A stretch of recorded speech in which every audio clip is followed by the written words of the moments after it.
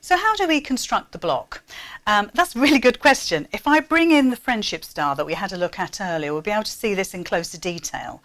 It's a really good idea to actually construct your rows of your block first and then pop your rows together. So with this particular design, I would start with this top row. So obviously the squares we don't have to do anything with, but we do have to construct this center one. So these two half square triangles need to be stitched together. So if I do that first, so I'll grab my colours, and you can see straight away that because we've got the shape is already allowing the quarter seam allowance, so I'm going to start exactly from there, and also it means we don't have any little dog ears on there. So this will be really neat when we stitch it together. So pop it under your machine and do your 1/4 inch seam allowance all the way along. And be careful not to stretch these, because obviously these are cut on the bias. Even though they're cut with the dies, they are cut on the bias.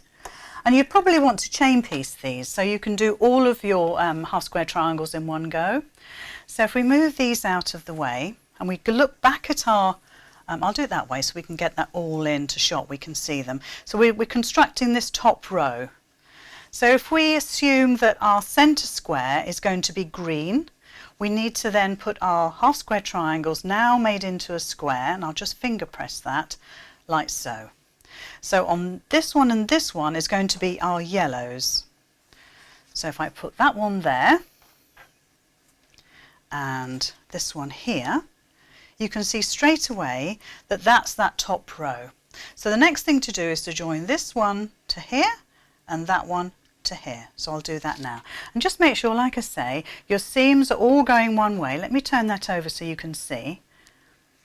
So all my seams are facing one way. A lot of people say press to the dark side, which would mean probably going that way, but I think with this fabric it doesn't matter too much, so I'll keep it going as I had before. So flip it back, so we're following that design. And of course, whatever design you do, you'll have some sort of pattern to follow. In actual fact, in the booklet, we have lots of different designs, starting from the very, very beginner type of block to the more experienced. And that'll really give you a great head start. So we'll pop this under the machine. Again, we need a 1/4 inch seam allowance, and just bring those together. Now, I don't pin anything.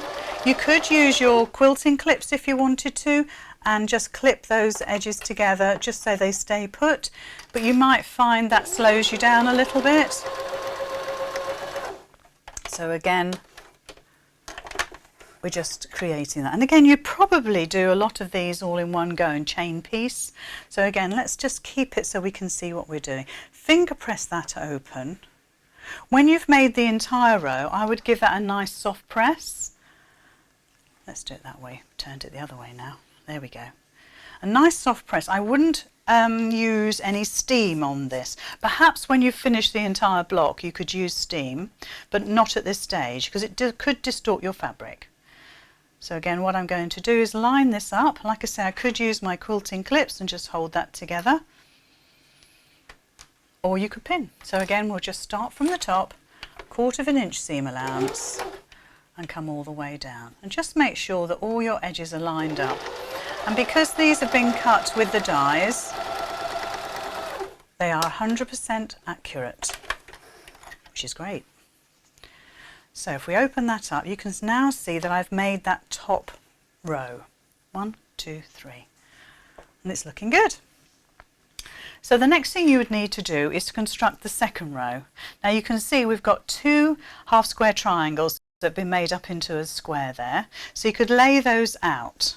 So if you follow the pattern, so in this particular instance where I've got the beige or the grey colour, I know that's going to be yellow. So I can lay this out and pre-plan my design. And I know the green square is going to be in the middle. So I'll bring that in. And then I need a green and a yellow triangle on the other side. There we go. So in this instance,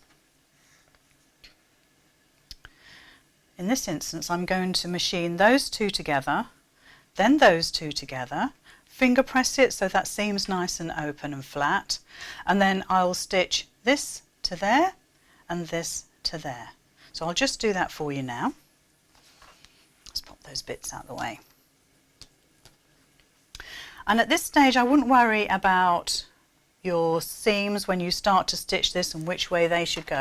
I'll talk through that in a second. So again, just be careful because these are cut on the bias. You just hold them loosely, let the machine take them through. I'm just holding that really, really lightly with my fingertips. So that's one done.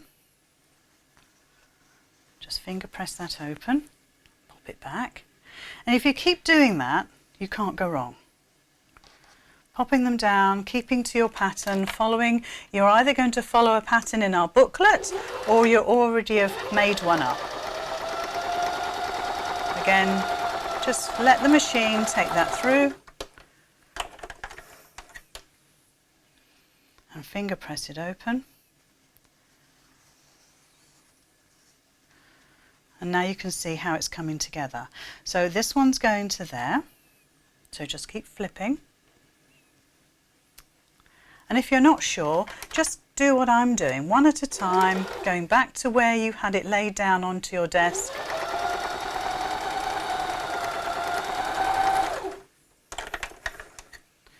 So there we go. So you can see how it's starting to build up, and this one goes to there. So we'll flip that back, just stitch that. Like I say, if you finger pressed it, you can obviously trim your threads off so it's nice and neat. Stick to your 1/4 of an inch seam allowance. If you've got a 1/4 of an inch foot, then use it. If not, you can always put some tape on your machine so you know exactly where your 1/4 of an inch is. So now we've made that second row. So this is where, once you're going to make the third row, so you want to make that one there. So it's going to be a repeat of this one at the top. So let me just move this one out of the way so we're not confused. So we need that third block there, but at this point you can see how those two rows are now going together, and it's a good idea to now get that nicely ironed. You don't want to press it, just keep nicely ironed, and then you need to flip these over, because at some point or other you've got to decide about which way your seams are going to lie. So these seams here, they naturally go into the middle. Do you see? That's that centre row, and they naturally want to point in towards that square. And this one, look, that's pointing out beautifully, as is that one, and that's how you're going to nest them together. And it just does it almost naturally, look how they fall apart. And because that seam's going that way, this one's coming this way, once you do right sides together, they're going to nest beautifully. Now let me show you what I mean by nesting. Let me just cut all my little threads off. So once this is ironed, we'll just give a little finger press. When you bring those up together, you're going to marry those seams up. So do you see where that seam is there? And you've already got that 1/4 of an inch seam allowance beautifully there. And you're going to lay that other seam on top. So one's going towards my left and the other side is coming over to my right. And because of that, and this is probably where I'd use my clip, and because of that, they naturally fit together. It's a bit like a jigsaw puzzle. And the same the other side. I haven't trimmed my threads yet. So this one's going to naturally fit into that seam there. So that seam's going off to the left, and this one's coming over to the right. And that fits beautifully then. And that's how you would nest your seams and how you would put your seams together. But you would obviously complete the third row before you did that. Okay, so the next thing to consider is actually your layering. So once you've made your block up, how are you going to finish this off? Are you going to use sashing as well? Are you going to put borders on this? So before you put your blocks together, you might want to consider your sashing. Now sashing is just almost like a picture frame that you put around your block. So for instance, in this particular little bag here, we've got sashing. So this is your block here, and this is your sashing here and here. And this sashing has actually been extended. It's more like a border, but in actual fact it's framing that block, and that's what sashing does. It frames your block. There's different ways of doing it, but generally you would do a piece that was the same length as the same height as your block. You might want to put a cornerstone in here, so that's usually the width of this. Now the width of that can be anything you want it to be. Generally it's going to be a strip of 2.5 inches, but it's entirely up to you. It could be 1 inch, it could be 4 inches, it's entirely up to you. Make your cornerstone as well to match, and then you're going to put another strip along there, and you'd put your borders and your sashing in one go.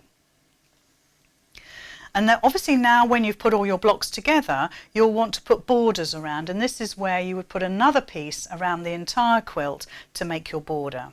So this is the sandwich that you would create when you've made your entire quilt top up. There is another way of doing quilt as you go where you just make up the blocks, but that's a different technique altogether. But if you were to make a quilt top, you would then need to put your wadding underneath and the wrong side facing the wadding of your backing underneath that, and that is your 3 layers of a sandwich, and that's what you would quilt through, and then you would bind to complete. So that's generally how you would put a block together using our Build-A-Block system.